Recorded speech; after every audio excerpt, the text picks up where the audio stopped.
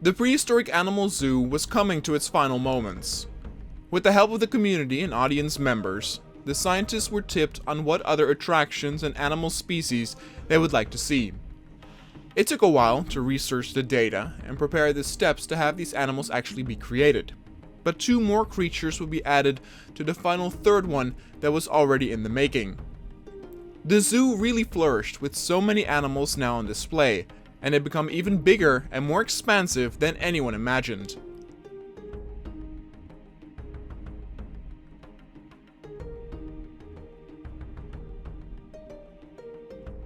The timing was right too, since steps were being made to make a new zoo which was even bigger than the main dinosaur one, with all types of new attractions including aquatic animals and multiple flying types.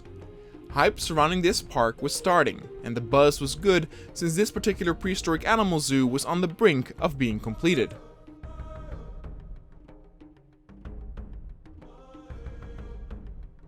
Some were afraid that the zoo would be overshadowed by its dinosaur brethren, but truth be told, in today's age, people are still amused and entertained by seeing something like a lion or a giraffe in a regular zoo, so these animals would always have an audience of their own.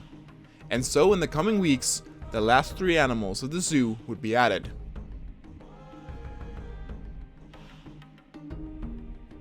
The first was one of 2 that had been suggested by an audience member, and after gathering data, the scientists indeed came to the conclusion that they were able to bring this specimen to life. It was the Aepyornis maximus, part of the elephant bird family.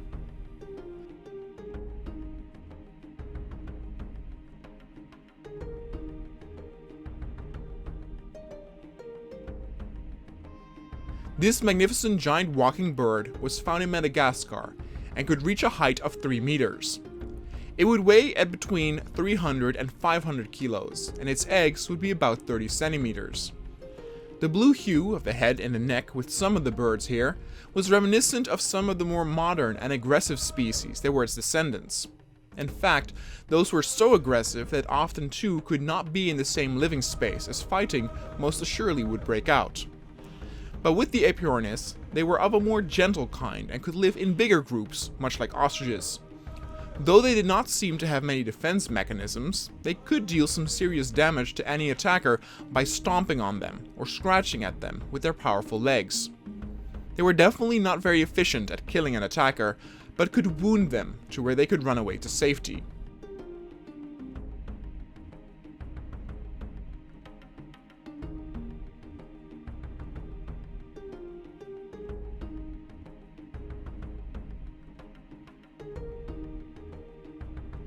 Since they had these strong, sturdy legs, they often enjoyed a bit of running around, and thus enough space needed to be secured in their new zone. In that sense, they were remarkably close to that of a Gallimimus, even imitating group and flocking behavior when running across the field. They were a bit jittery at first when being flown over and put in their new home, but seeing as there were so many all flown over at once, they sought comfort with each other. Their hunger and thirst took over, and when most realized that this area was safe from predators, things calmed down.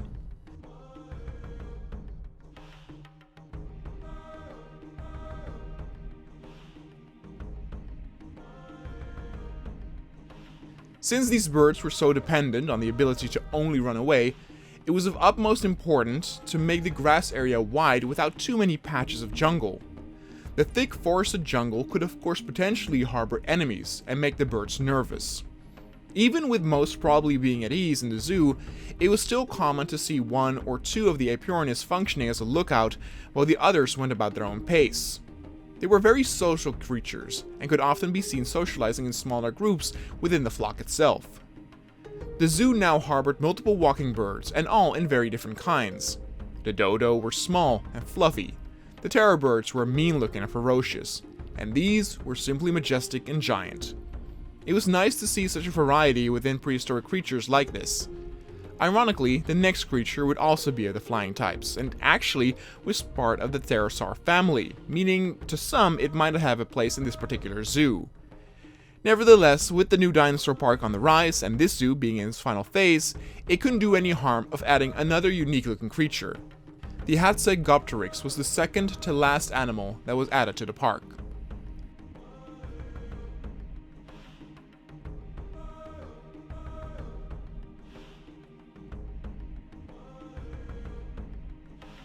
This flying creature was immediately distinguishable due to its unique look. Its enormous head and beak combined with its long neck and its wings often held at a folded position. Despite these animals looking a bit goofy, they were actually considered the apex predator back when they roamed freely, to the point where they enjoyed a meat diet not only consisting of fish, but also bigger animals including dinosaurs. This was also due to the fact that these animals were as big as a giraffe, though not these particular ones. In that sense, the animals that the scientists created differed quite a bit from what the actual animal was like.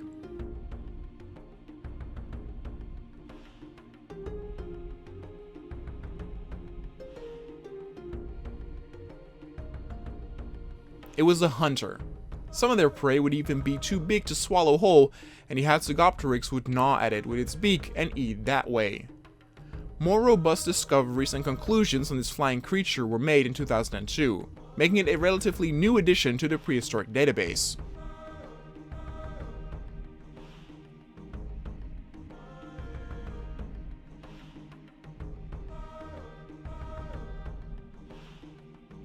Though its wingspan might actually look fairly narrow, seeing as it's folded all the time, in fact when it would spread out and fly, it could be considered amongst the biggest of the pterosaurs. It was also in a way an optical illusion, seeing as the size of the head and neck made the other proportions automatically seem smaller. They would often live at rocky coasts of islands where plenty of fish and other prey would be found. In that sense, they could be compared on living habits with several penguins nowadays.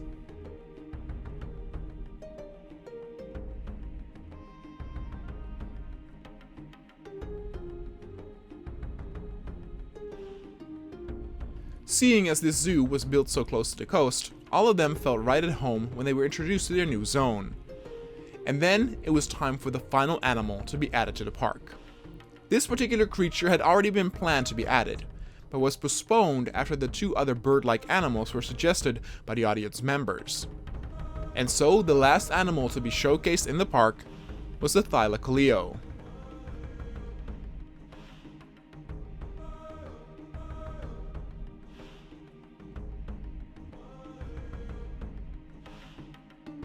The Thylacoleo had a few other nicknames, including the marsupial lion, tree cat, or simply Thyla. This mammal was one of the first fossil discoveries after European settlement in Australia happened.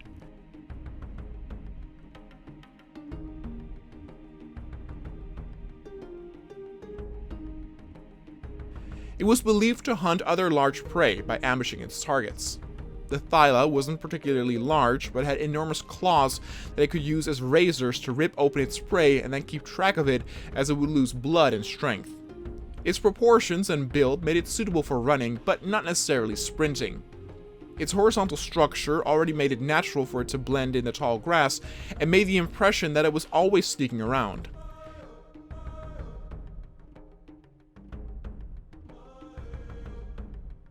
Yet it also had something cute about it, and could fit right in that image of these exotic animals only found in Australia. There are also some theories that instead of an ambusher, the Thyla was a scavenger, and would look for scraps, or even some believe it was a herbivore.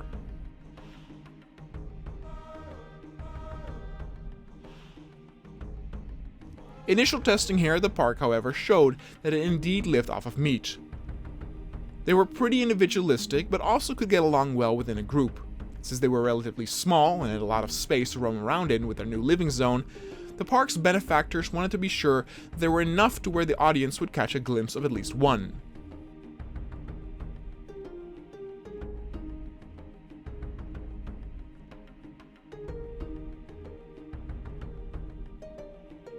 And with that, the final animals were added to the park, and with some final touches, the park would then officially be finished.